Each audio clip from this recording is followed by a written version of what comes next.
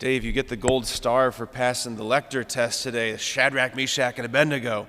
That's the hard one, man. You did a good job. I want to talk first about this scene that we have in this Old Testament reading from the book of the prophet Daniel. Here's a phrase that I heard it in a Bishop Barron, I don't know if it was an interview or a homily he preached recently, but he said, the value of safety is not a Christian value. Just let that sit for a second. Like, yes, we're OSHA compliant and all those things, and we got, exit signs and fire extinguishers work, but the value of safety is not a Christian value. I don't know if you notice, well, you can't see him right now, he's behind purple, but we have a crucified man on the wall of our church. Every Catholic church, we put the image of the crucified in front of us, and it's like, whatever this faith is about, it's not really about keeping it safe or playing it safe. This first reading lays it all out. Jesus says in the gospel we have today, he says, if you remain in my word, you will truly be my disciples, and you will know the truth, and the truth will set you free. I wonder if Jesus, when he was saying that, I wonder if he was thinking about Shadrach, Meshach, and Abednego. These men who were bound and forced before the king, invited to declare a lie as the truth, to bow down and worship as God, something that's not God. So you have these men who, from all external appearances, are the least free, and yet they were utterly convicted, utterly bound to the truth. So in their truth, in their commitment to the truth, even though they were, again, from all external appearances not free, they were in and through all of this, through this trial, they were the only utterly free ones. And like their example, this lays the foundation for the flow of the blood of the martyrs all throughout the centuries of the church. The martyrs who, having encountered the truth in the person of Jesus, they were set free. They couldn't be bullied by threats of death. They couldn't be bullied by threats of suffering. They were utterly free. I want to read for you just briefly this morning a segment from the tradition.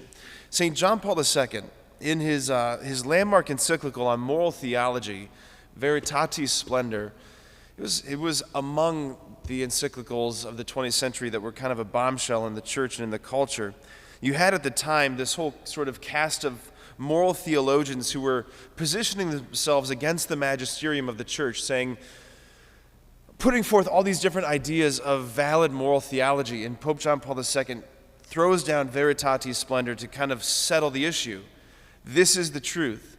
And in this encyclical, he talks about martyrdom. If you can humor me, I just want to read a few paragraphs from this encyclical this morning because I think it's pretty salient and pretty pertinent. So he says this: in the New Testament we find many examples of followers of Christ, beginning with the deacon Stephen and the apostle James, who died as martyrs in order to profess their faith and their love for Christ, unwilling to deny him. Countless other martyrs accepted persecution and death rather than perform the idolatrous act of burning incense before the statue of the emperor. That, by the way, was all that many of them were asked to do. You had these huge statues, these images of the emperor, and they're just saying, just drop a few grains of incense on the fire. That's all we're asking you to do, just a few grains of incense.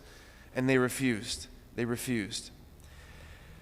even refused to feign such worship, thereby giving an example of the duty to refrain from performing even a single concrete act contrary to God's love and the witness of faith.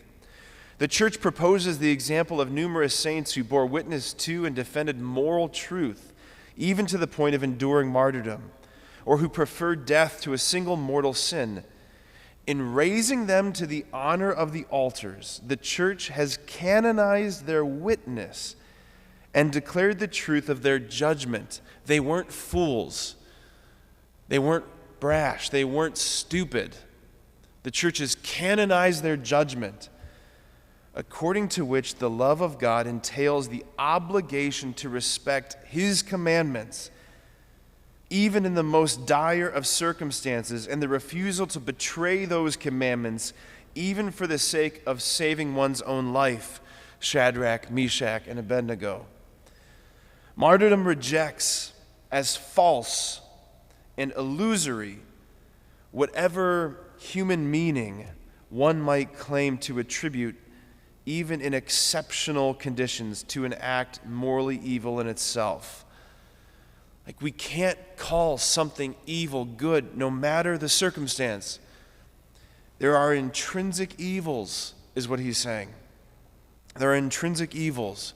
There are lines that we cannot cross, no matter the circumstance.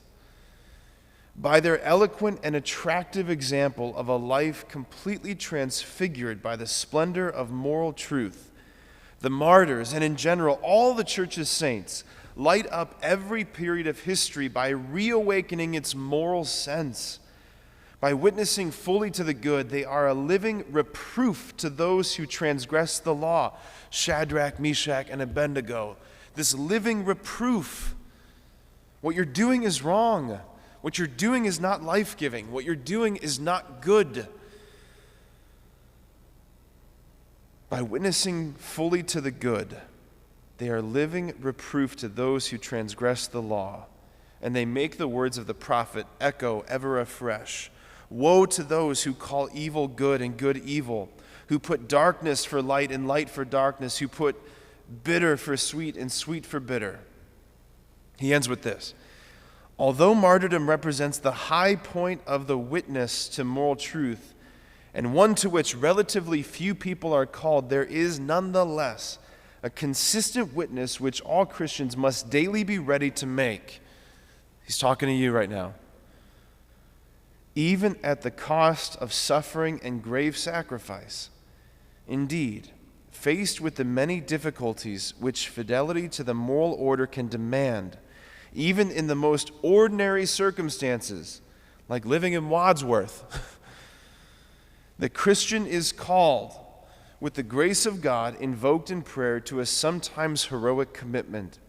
In this, he or she is sustained by the virtue of fortitude, whereby, as Gregory the Great teaches, one can actually love the difficulties of this world for the sake of eternal rewards. Amen.